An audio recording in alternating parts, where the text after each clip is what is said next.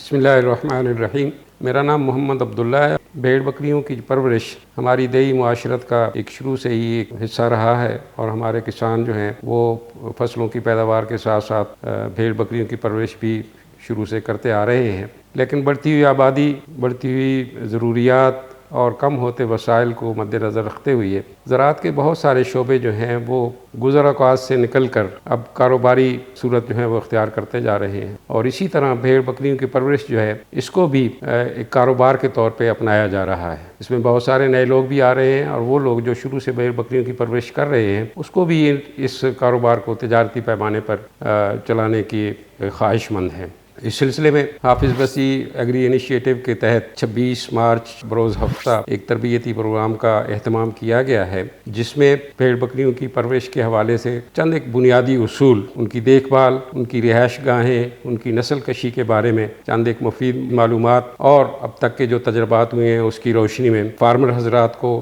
جو اس تربیتی پروگرام میں حصہ لینے والے ہیں ان کو مفید مشورے دیے جائیں گے، اور ان کے سوالوں کا حسب معمول ان کا جو بھی ان کی ضرورت ہے اس کے مطابق شافی جو جواب ہے وہ بھی دیا جائے گا۔ جو وہاں پہ ذاتی طور پہ موجود ہوں گے یا جو آن لائن اس کے اندر شرکت کریں گے وہ اس تربیتی پروگرام سے بھرپور فائدہ اٹھائیں گے۔ سلام۔